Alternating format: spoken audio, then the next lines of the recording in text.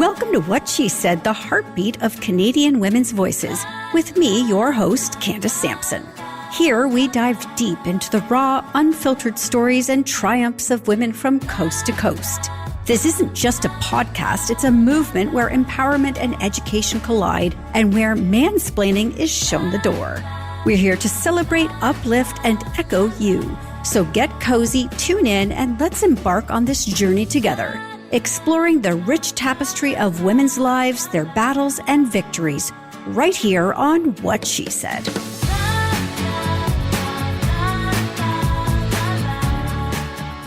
This week, I'm trying something a little different by zeroing in on one topic from multiple angles. The topic at hand is teens, and the angles are as varied as they are vital, from parenting and traveling with teens to fostering their independence and guiding them as they forge new paths.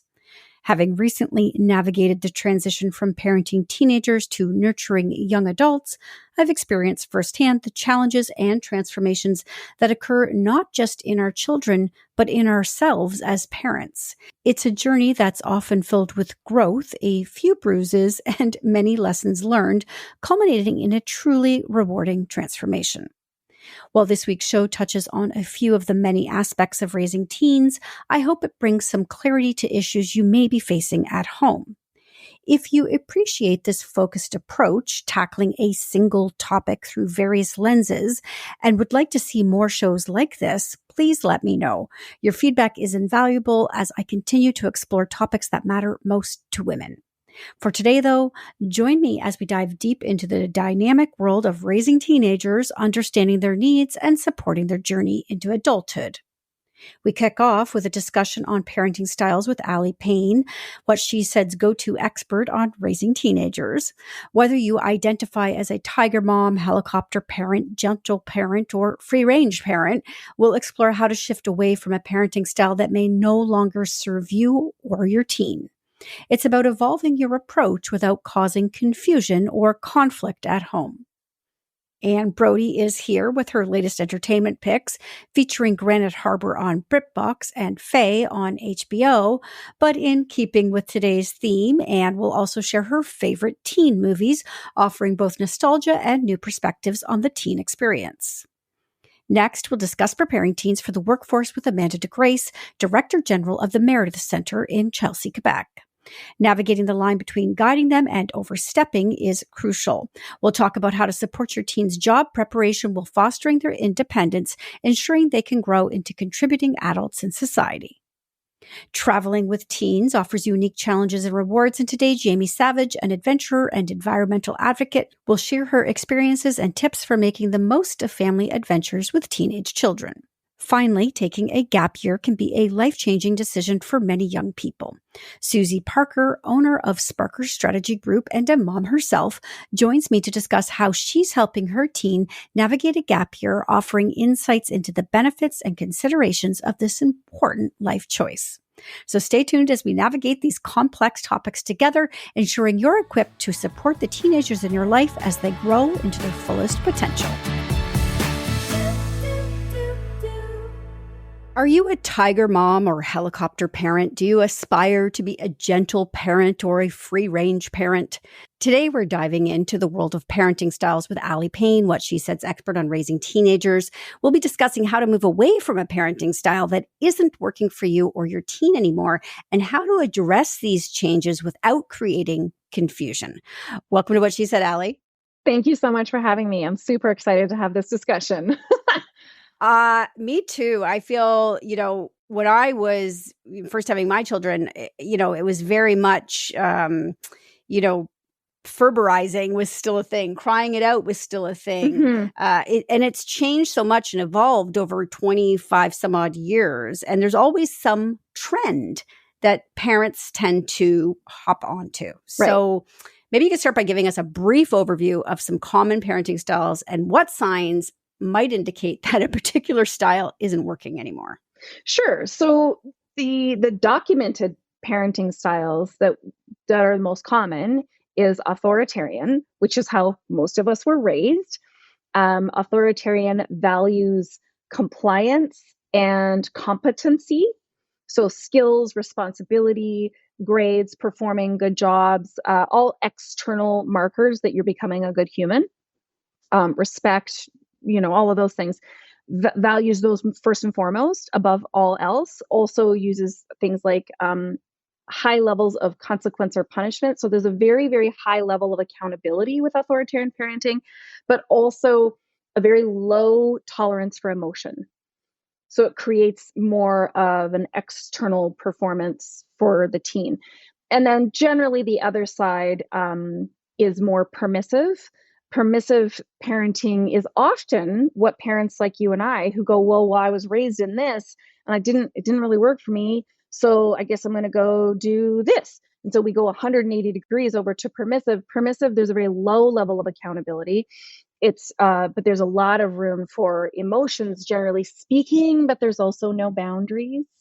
And so that can lead to entitlement and teenagers or children who don't necessarily understand structure, competency, and compliance, but the intention of that 180 is deeply loving and well-intended, and it is to create more connection through compassion. But because it lacks structure, because if we don't, like, we can think we want to do that, but we don't know where we're going with it, we'd actually miss the marker. They're both created in fear. Authoritarian parenting comes from a fear of losing control, and permissive parenting is a fear of conflict. So it's both fear. Neither one really works. Yeah. And I would say probably, like, if we're going to put the modern names on them, a tiger mom would probably be authoritarian, and a gentle parenting would probably be permissive, only because, and I say this only because I'm sure gentle parenting has great things about it, as do tiger moms. But I think most people probably don't do enough research on either of those parenting styles and end up not following it to a T and just sort of loosey-goosey being that way, and then ending up with a disaster on their hands when it comes to their kids. Right. Because we don't know what we don't know. It'd be like never driving a car, but you internally get like, okay, you probably have to turn it on. You probably have to hit a gas pedal. There's probably gears somewhere. But when we're talking about raising a human being, which we're very complex, we might think we know what we want. And it's often because we don't want what we had, or we're trying to specifically break certain cycles that we had. We end up in situations where we had, again, incredible intention, loving, good meaning, but we didn't have a structure or the actual science, like the tools to put around it. So the wheels kind of fall off, if you will. And then we just end up in a situation where then as parents, we're like, well, what did I do wrong? And we're blaming ourselves or we're blaming our teen. And it's just like, it's not working. And of course, let's not forget that it doesn't matter what kind of style you had for parenting. It can all fall off the rails when they're teenagers anyway. Yeah. Because they get they are green and nobody told you that. Yeah. Right. So no matter what you're doing, when they become teens, let's say, suddenly it's not working anymore. So how do you talk to parents about this? How do they shift what they were doing to something new while not confusing their teenager? Right. At the same time, because a teen might suddenly say, whoa, wait a minute, this is not the parent I had for the last 15 years. Right. Yeah, exactly. So whether it is you're taking your foot off the gas and moving away from some of the authoritarian, or all of a sudden now you were more permissive and you're setting boundaries, your teenager is not going to like this change. Because if in case you haven't noticed, your teenager's emotional antenna is on super hypersensitive.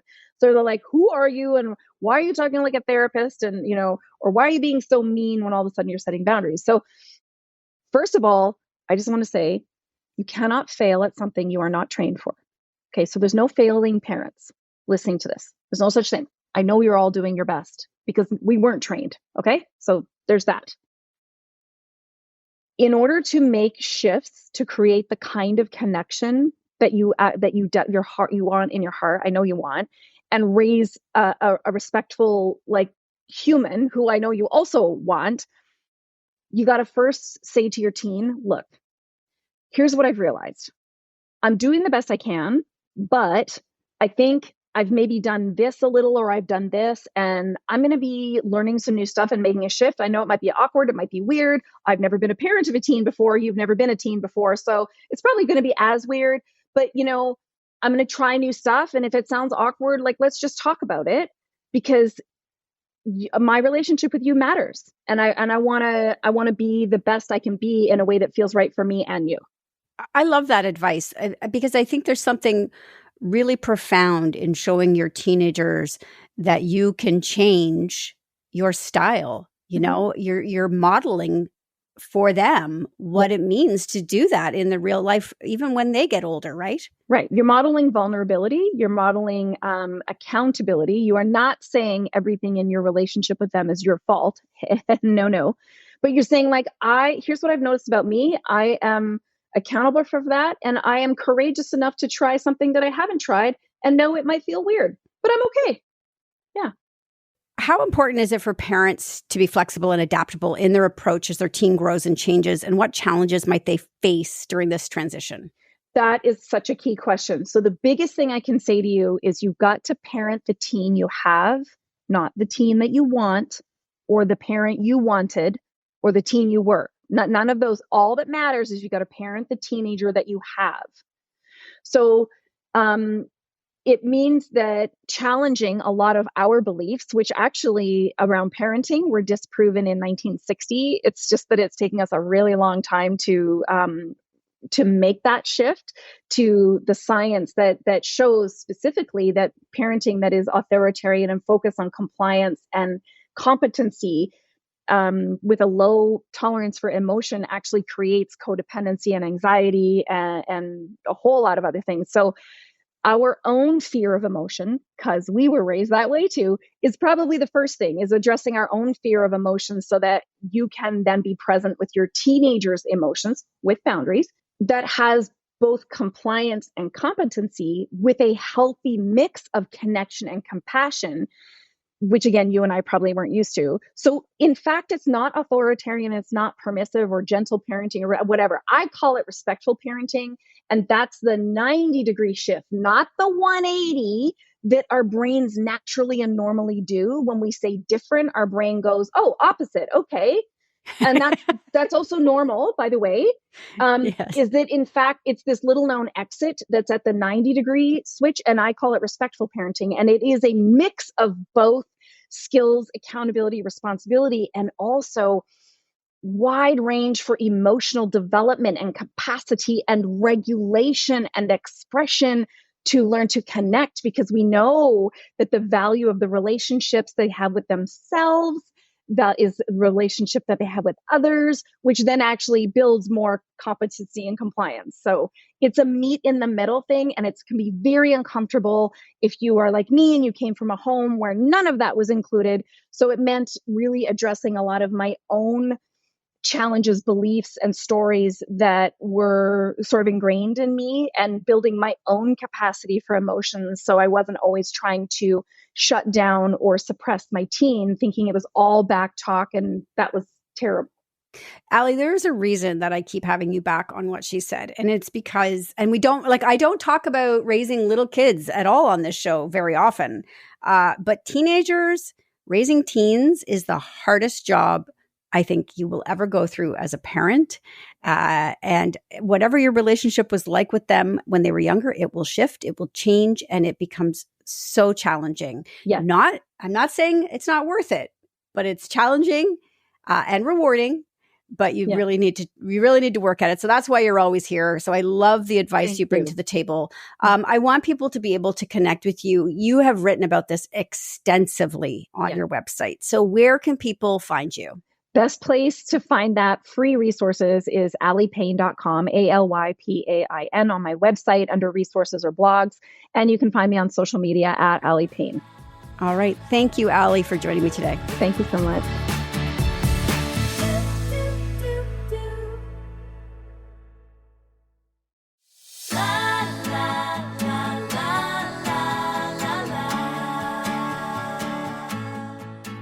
Preparing teens for the workforce is an important milestone, but there's a fine line between guiding them and overstepping. Today, I'm joined by Amanda Degrace, Director General of the Meredith Center in Chelsea, Quebec, to discuss how parents can help their kids get ready for work while at the same time ensuring they learn independence. With countless instances of parents showing up at job interviews or arranging time off for their teens, it's crucial that we find the right balance for our teens and young adults so that they can become fully contributing adults to society. Welcome to What She Said, Amanda. Thanks so much for having me. I'm really glad you're here because we hear a lot of these crazy stories about parents stepping in where they should not be. And it's time we have a really healthy conversation about it. So can you start by explaining why it's important for teens to take ownership of their job search and work responsibilities? Absolutely. So here I hire a lot of youth. I also have teens of my own, so I'll disclose that. And I think it's really important that teens take ownership of where they're searching for a job and the job search journey they're on to ensure that it's something they're really interested in. You will have teens that are ready to start maybe as a part-time junior counselor at a camp at 13, 14, and others may not be ready for their first job until they're 16, 17. And that's okay, but you want to make sure that your teen is ready to take action and that they're interested and want to actively be a part of the job search, because that's going to allow them to have more success when they do land that first job. And what are some key steps parents can take to prepare their kids for the workforce without overstepping? Absolutely. I believe strongly that it starts when they're younger, actually. So responsibilities at home. They can have their own little jobs at home, taking care of their room, sweeping, teaching them important life skills that are going to be transferable to that first job they have.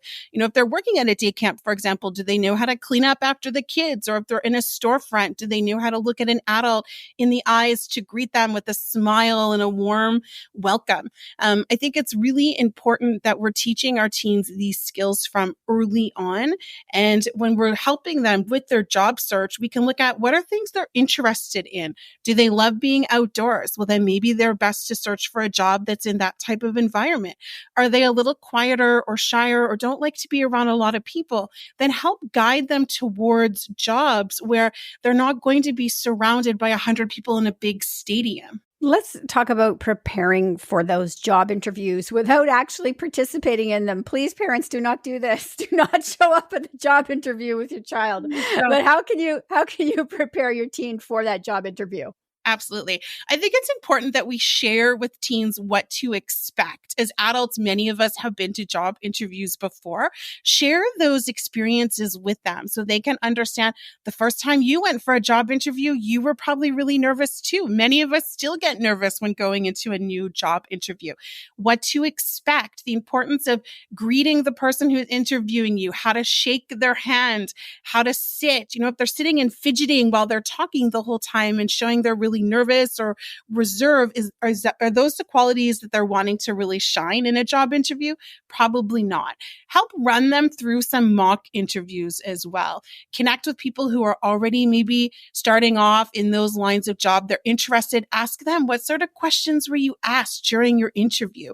And have those mock interviews at home with your teen to help prepare them so they have time to think about and formulate the answers for possible questions that may come their way. Now, you just hired 40 teenagers? We have over 40 teenagers working for us for summer camp. We had over 80 apply, so we went through a lot of interviews. They were all amazing candidates, but we are well versed with hiring teens. So knowing all that and hiring 40 teenagers, you must have seen a lot of mistakes that parents are making.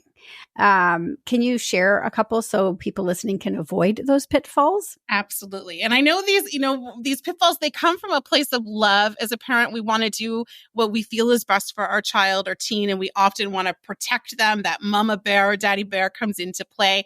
But some key things that we really want to avoid: don't set up the interview for them. So if your teen is interested in applying for a job, it's important that they have their own email address and that they apply for the job themselves through their own email address or whatever form the job application should come in. It's also important that the teen writes the resume on their own. Yes, of course, as parents, we're going to help and we're going to guide them, maybe finesse a little bit, but we want to see that the teen has put in the effort because that's showing us as an employer that they are really interested in possible employment down the road. Once the interview is set up, it's really important that you drop them off at the door, let them come in on their own, ask for the person who's interviewing them, and allow your teen to have that space to really have this journey. I mean, it's the first time they're ever going to interview for a job. We don't want to take that away from them as parents. I promise your teen, no matter where they're applying, will come out after the interview alive and well, and then you can debrief in the car after that. Oftentimes, teens are very anxious after the interview. What happens? Am I going to get the job? And so you can coach them as a parent beforehand. Ask the person interviewing you, when should I expect a response? How will that response come to me? So help guide them in some questions that they can gain as part of that interview so that they're more prepared afterwards as well. Once your child is employed, it's really important that you continue to allow your teen to take the reins and run forward. Of course, as parents, we're going to help at home. It's going to be part of dinner time conversations, sticky situations that come up. But if your teen has questions about their job, their place of employment, or their employer, it's important that's coming from the teen. Mom or dad should not be emailing saying, Jimmy needs time off on this day, or we have a soccer tournament or a family event. It has to come from the teen if they're ready to have a place of employment. Let's talk about work ethic and responsibility for a minute. How do we navigate these conversations with our teens? And do you let your teen fail? Essentially, if they oversleep or they miss a shift, do you try to repair that or you just let them fail at it? I would say you have to let them experience it themselves. My parenting philosophy is they learn by doing. And I think when we give them the space and opportunity to experience that, it helps them to learn faster. Sometimes it's a bit of a jolt, but it's an important part of the learning experience. I always think as a parent, I would rather my teen muck up now when he's 14 than when he's 30 and going for an even bigger job, after he's spent all this money at university. And so it's important that, if your child is sick and they can't go to a shift, they know how to connect with their employer, just like you or I do, to let them know we're not going to be able to make it into work. If we want to book time off on vacation, it's important that our teen knows how to do that as well. My mom doesn't do that for me. And so I want to make sure that we're creating an environment for young students so they take responsibility. And as a parent, it's hard sometimes to step back, but it's really, really important that we step back and allow them to do that. Can you talk a little bit about helping parents encourage their teens to be proactive in their job search and workplace rather than relying on parental intervention? Absolutely. I think it's important as parents that we remember we still need to guide them through this whole process. And we want them to have a positive first workplace experience because this is something that most of us are going to be doing for the rest of our lives or for a very long time, working in some capacity. And so it's important as parents that, we're sitting down, maybe that's creating some goals with your teen or a timeline of, okay, we're going to take the next week and I want you to brainstorm all the places you think that you would like to work that are really intriguing to you. Now we need to find out how those places hire and all the contact information. Who should we be connecting with? Now we're spending the time to craft up our resume. We're applying to jobs. We're interviewing, the follow-up. And I think it's important as parents that we're making this part of our day-to-day conversation with our teens. We are their teacher when it comes to learning what it is like to be in the workforce. Similarly, once they land that first job, it's important as parents we're having conversations with our teens. Did you get your work schedule for the week? Because mom and dad may not be able to drop everything tomorrow morning at 8:00 to drive you to a shift if they didn't even know you had a shift. So it's important we're creating spaces and reminding our teens to update the family calendar. What is their work schedule? Where do they need to be? If they have a uniform, whose responsibility is it to make sure that uniform is clean? Is this something that's going in the family laundry, or is this a responsibility you want the teen to have to make sure their uniform's prepped for work as well? And so these are all really important pieces of the puzzle when it comes to setting our teens up for success in the workforce, and that we're making this part of conversation day to day in our homes. Great, great tips, Amanda. I think you're probably saving a lot of teens some embarrassment today by sharing these tips with parents, and maybe some parents a little embarrassment, because you should not be doing this. Please don't go into your child's workplace and speak on their behalf. Amanda, thank you so much, and we'll have you back again soon. Thank you.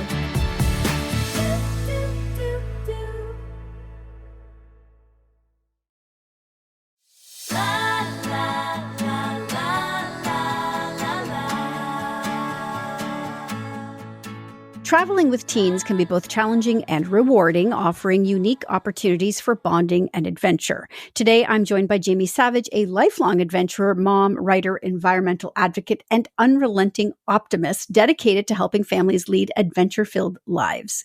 Jami is here to share her insights on navigating the ups and downs of traveling with teens and making the most of these experiences. Welcome to What She Said, Jami. Thank you so much for having me. So you have a wealth of experience traveling with your family. Can you start by sharing some of the unique challenges parents might face when traveling with teens? Yeah, teens are a little bit of a different beast because children are little. They just kind of go along with it and do what you say, and they just want to spend all their time with you. Whereas teens actually have their own needs, socially, interests. They may not want to go to different, things that you want to do. So you definitely have to be sure to respect that in the planning process as well as when you're out on your adventure.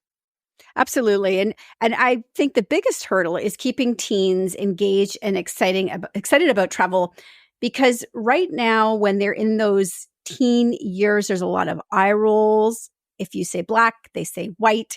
It is instinctual and it can be a real struggle. So Any tips for keeping them or preventing them from becoming disinterested in joining you? Yeah, absolutely. So number one thing is look for places and experiences that align with the interests that they have in their lives. So for example, we've done a lot of this where we're like, okay, surfing. My son loves to go surfing. So when we're in a destination, we check to see if there's any opportunities to go surfing. And even somewhere like Ireland that isn't a normal like surf destination like maybe Australia or Hawaii would be, Ireland has surfing. So we actually got to go surfing in Ireland. My daughter's a history buff. And so we look at what she's learning in her curriculum in school, and then we choose destinations that align with it or educational opportunities, such as in Belfast, the Titanic. Obviously, that was an amazing museum experience to go to.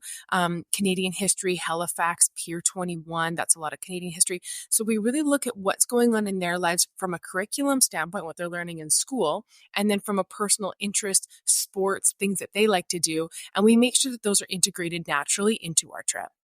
That's great advice. So safety is a big concern too, because as they become teens, they obviously have independence. They want to go out and explore on their own.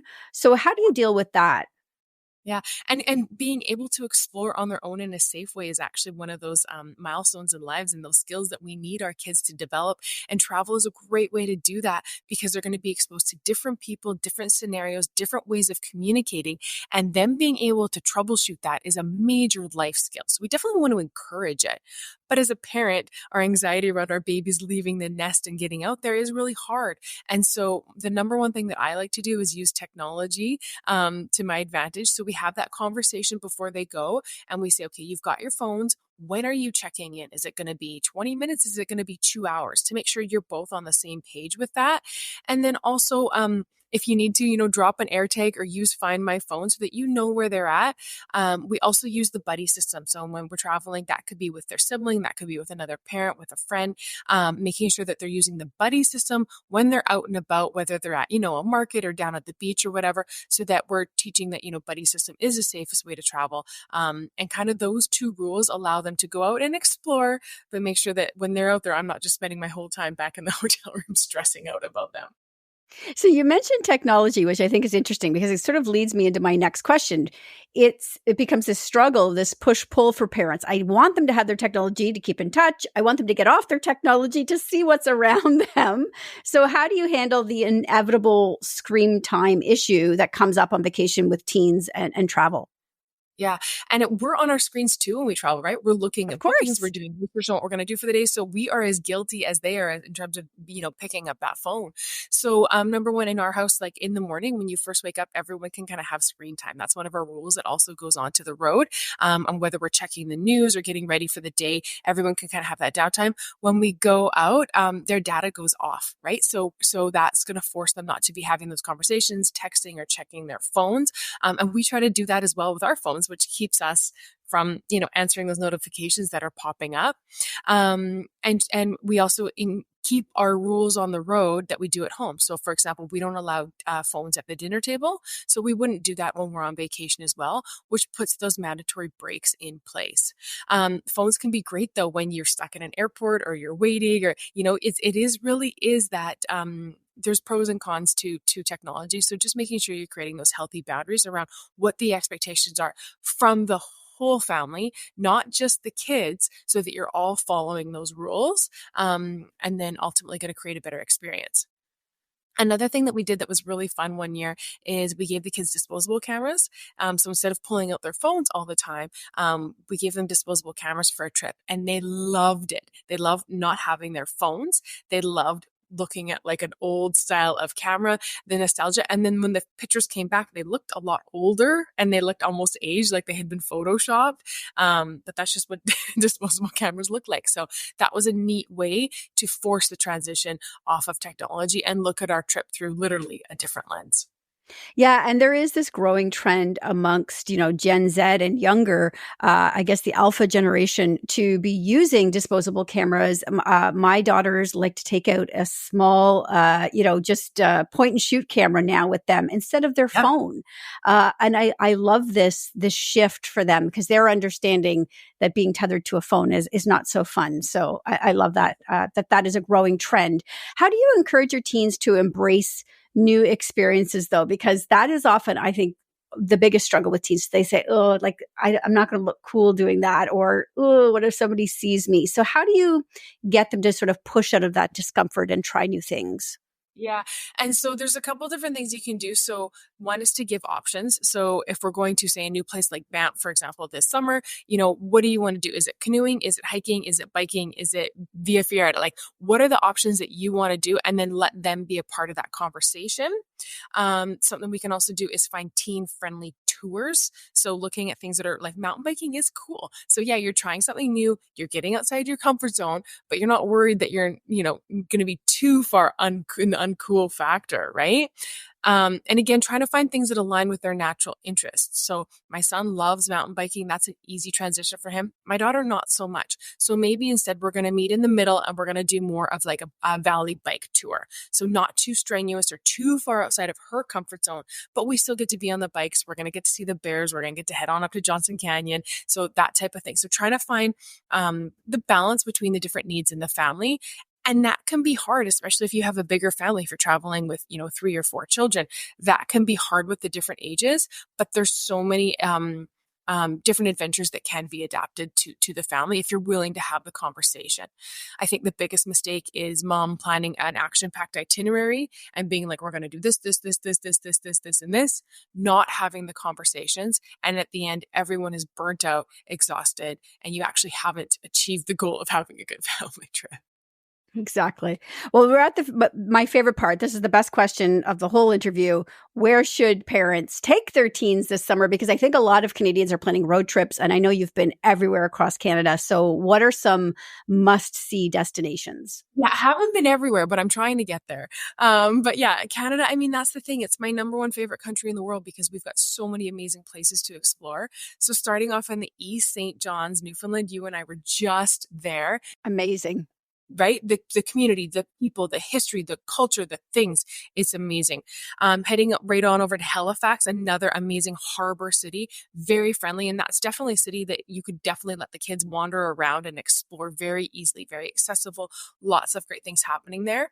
If you've got like a bucket list place that you wanting to splurge a little bit, Churchill, Manitoba, Frontiers North has an incredible experience where you can go up and see belugas and polar bears at the same time, sometimes on these tours. And that is a bucket list type experience. If you're looking at the Rockies, Alberta, we're talking Banff, Lake Louise, Waterton Lakes, Jasper. People come from all around the world to see our Rocky Mountains, and they're right in our own backyard. So it's a shame that we're not always exploring them. Here in BC, one of my favorites is Tofino. That's the West Coast, surfing on the West Coast, exploring, hiking, the whales, like Tofino is absolutely amazing. And then international destinations that I love for teenagers would definitely be Ireland as well as Australia. Oh, Ireland. Absolutely. I'm going to second that one for sure. I can't think of a more fun destination, and worth pointing out, even outside of summer months, Halloween is a huge deal in Derry, Ireland. I had no idea. So if your teens love Halloween, Derry is the place to be if you want to make a special trip for Halloween. Jami, thank you so much for all of this incredible advice and destinations that you mentioned. If people want to ask you questions or even just keep up with your adventures, you're always on the go. Where can they find you? Yeah, I'm at adventureawaits.ca online, and that's also my Instagram handle and all the socials. So definitely come and visit, check me out, shoot me a DM. Would love to chat travel with you. All right, fantastic. Thank you so much, Jami. Thanks.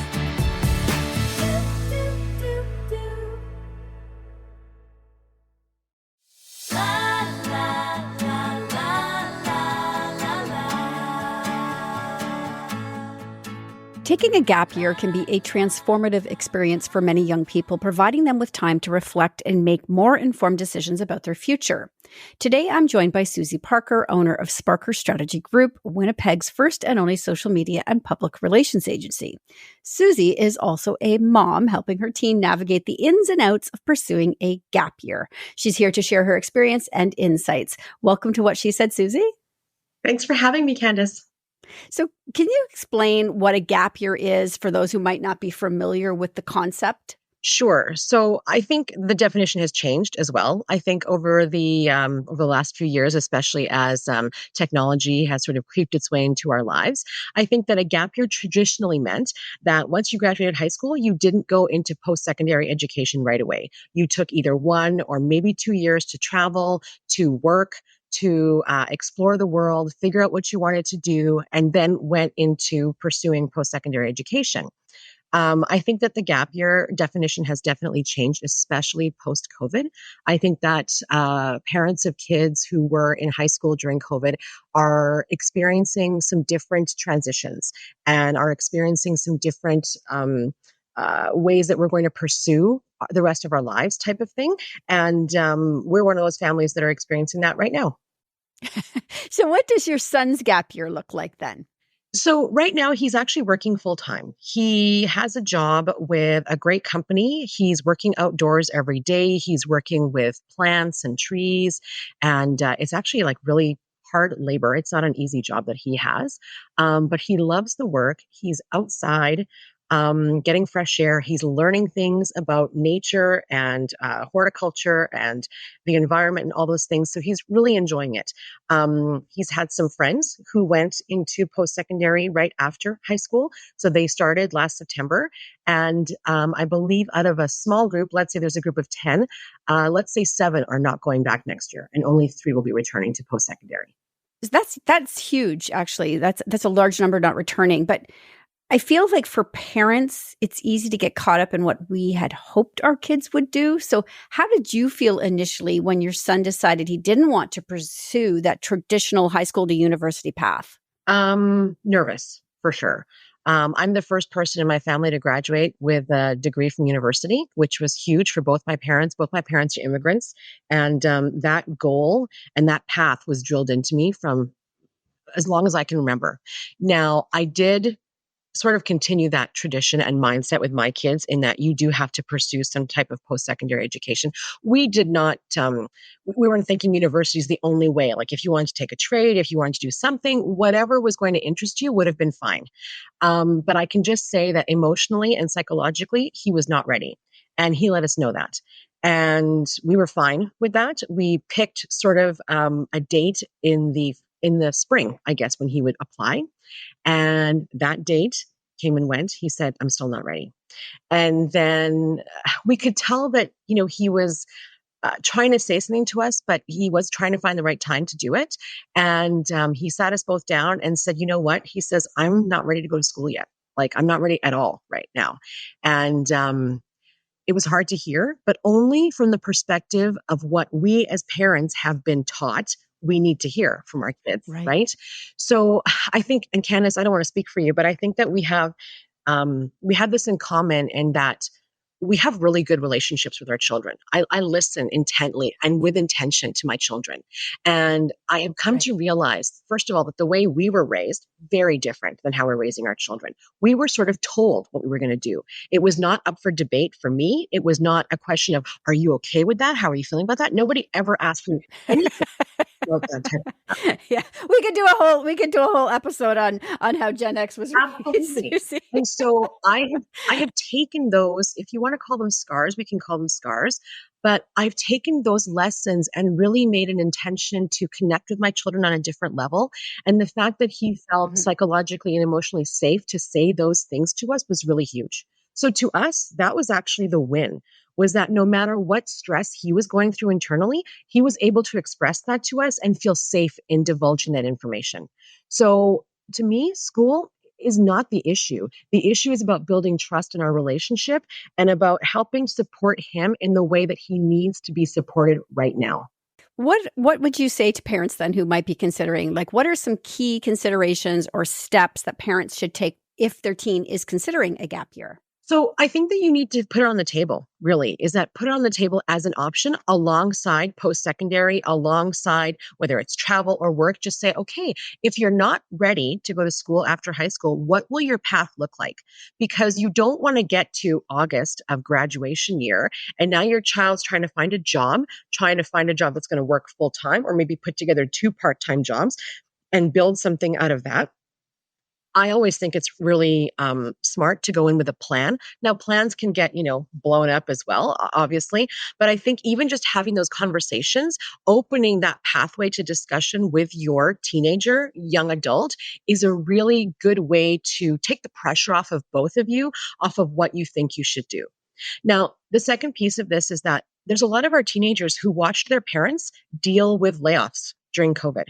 They watched their parents lose their jobs. Okay. And perhaps some of those parents are still struggling to find a job. You know what the job market is like out there. It is rough. In my 25 years working, it's probably as bad as I've seen it. So what have our children learned about the world of work? What have they learned about, even if you do all the things that you were supposed to do, nothing's guaranteed. So I don't blame them for looking at a system that was set up years before they came along and going, you want me to buy into that?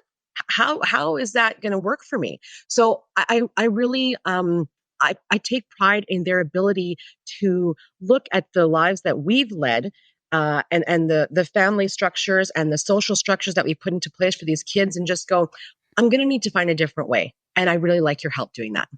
In researching this before we talked, I came across this statistic, and it says that students who take a gap year are more likely to graduate in 4 or fewer years compared to the national average of 6 years. Does that surprise you? You know what? I actually saw that stat when you were sending me the questions, and I was surprised by it because I hadn't done a lot of research on it until, we had gone down this path. But it doesn't surprise me, actually, because I think when you're trying to do something with intention and with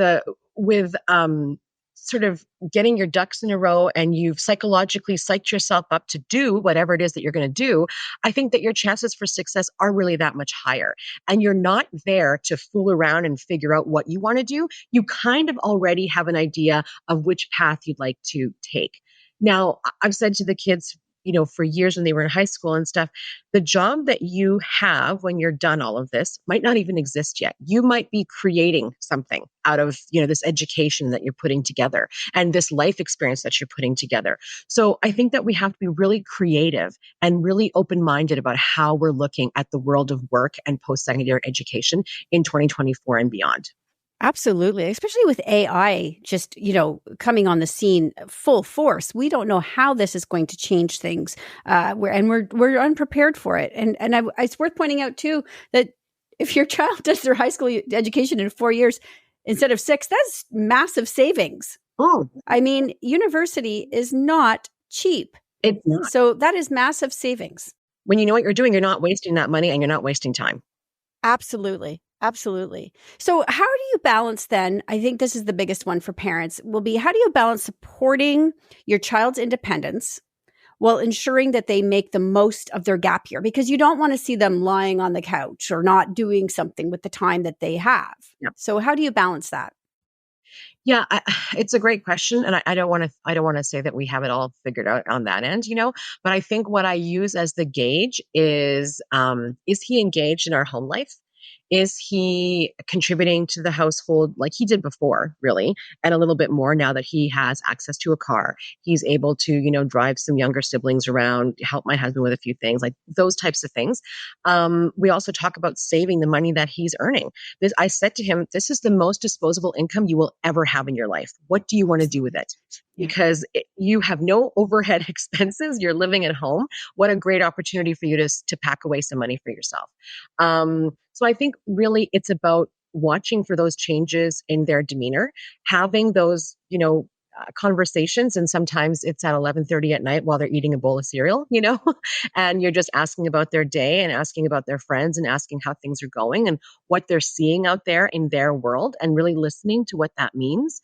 And again, keeping those lines of communication open and keeping those expectations and sort of that social contract of whatever your family is set up to be, keeping, that sort of status quo. Or if it needs a change, why does it need the change, right? Excellent. I think this is really helpful, Susie, for anybody who was listening to this and considering a gap year with their child or teen. This was so helpful. So thank you so much for joining me today. I want people to be able to maybe connect with you if they have some questions. Is there somewhere they can do that? They can absolutely find me on social media. My handle on most platforms is Susie_Parker. All right, wonderful. I'm going to put that in the blog post when I put that out on whatshesaidtalk.com when this goes live. And thank you so much for joining me today, Susie. Thank you, Candice. It was a pleasure as always.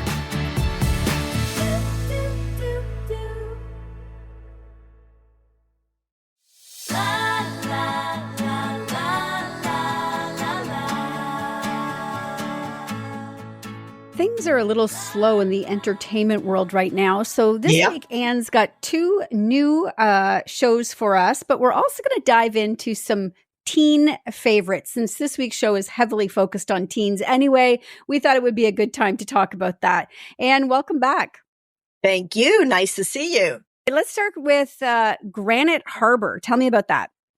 That's really interesting to me because it relates to the way a lot of women are treated, especially women who go into corporations or offices and they're new. So we're following this fellow, Davis Lindo, played by incredibly great performance by Romario Simpson.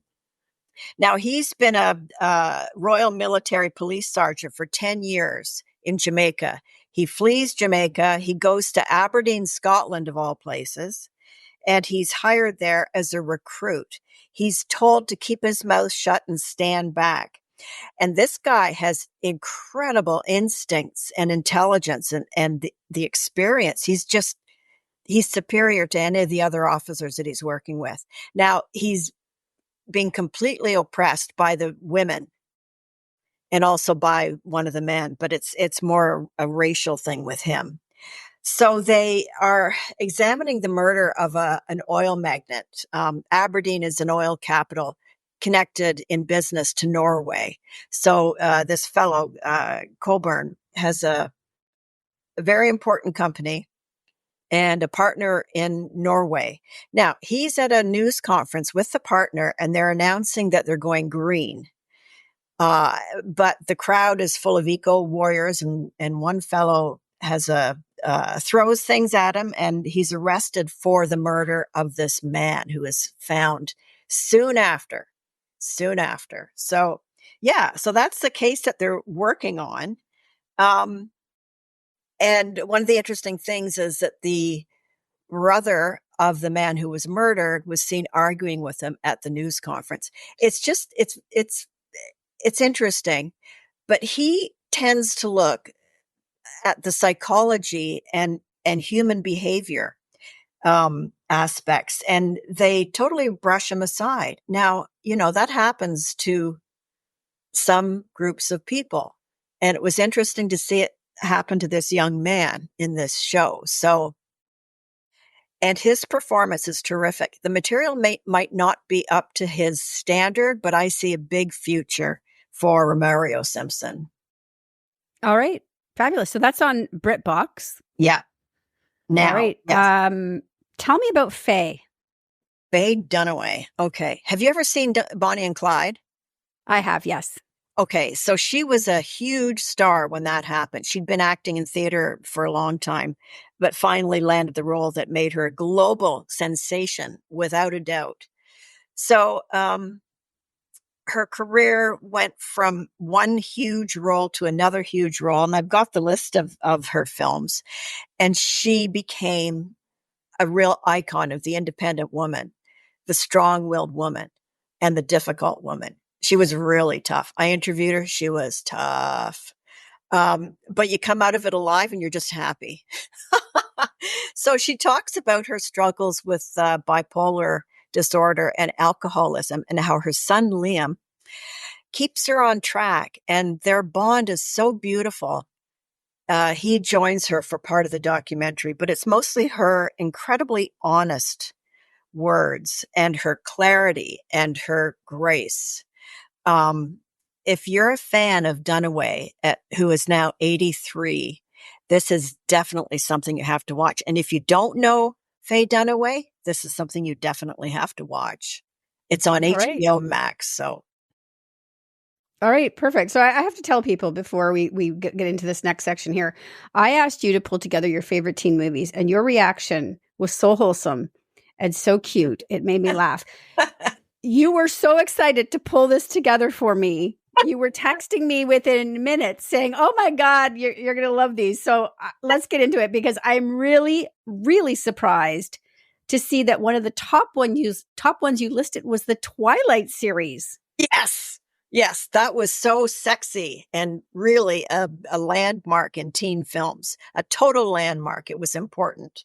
So that is right up there at the top. It changed things. Now, I want to say that quite a bit of a number of my choices, which are on the website, are from the 80s and early 90s, but that was a special time for teen films. There was no teen film industry the way there was then, and they went baroque thanks to the Brat Pack. And we talked about Brats on Disney Plus last week, but they made some really influential films, whether good or not, I don't know. But two of them, Anne, that you have listed there, routinely, my daughters and I reference them in everyday speak, and they are Clueless and Mean Girls. Just highly quotable.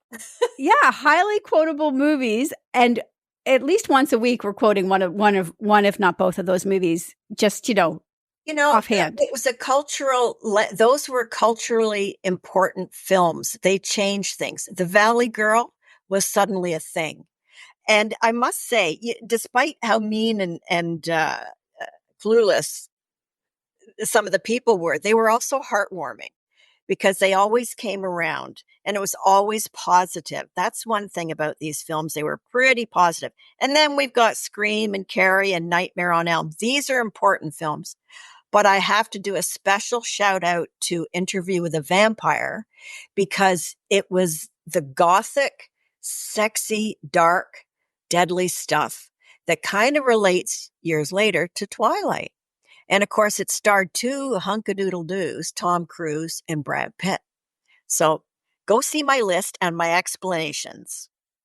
And Kirsten Dunst's performance in Interview with a Vampire was creepy. Still gives me chills, actually. She did an incredible job in that movie. And she was only a child when she filmed it. I think 12?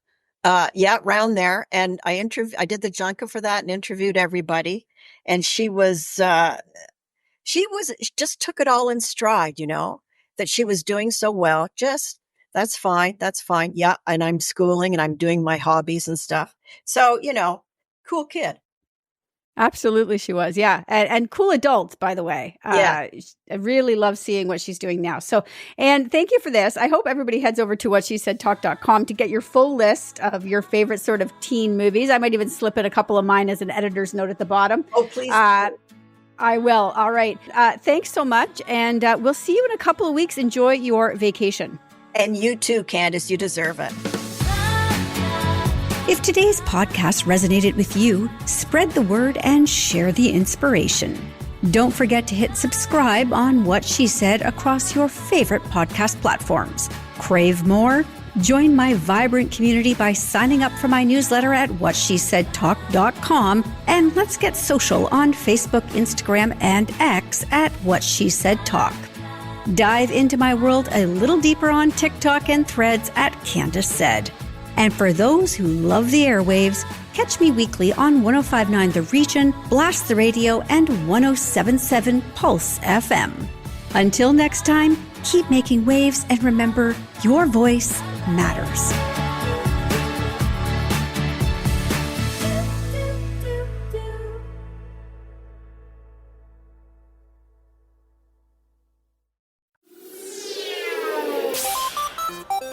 Hi, I'm Steve Yerko. And I'm Tara Sands.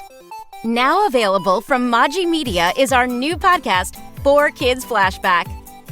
4Kids is the company who brought you the English dub of Pokemon in the late 90s and so many other shows like Yu-Gi-Oh!, Shaman King, Teenage Mutant Ninja Turtles, Kirby, the infamous One Piece dub, and so many more. We'll be talking to the people who worked at 4Kids. Actors, directors, writers, editors, producers, engineers, you get the point. And hopefully get the answers to questions both you and I have about the company.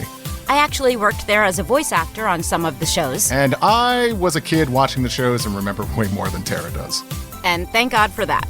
Steve is actually a professional storyboard artist, which gives some really unique insights into anime and animation. Subscribe today wherever you get your podcasts. That's the number 4 Kids Flashback.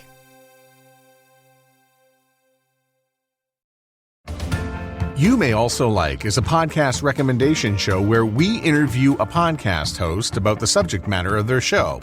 You'll hear lots about the subject matter, and not a lot about the show, because you can listen to that show on your own time, right? Find the show on Apple Podcasts, Spotify, Amazon Music, and at youmayalsolike.net. You May Also Like is powered by Matt Kundle Voiceovers. You may also like to use Matt for your next voice project. For samples and rates, go to mattkundlevoice.com. Another Sound Off Media Company podcast.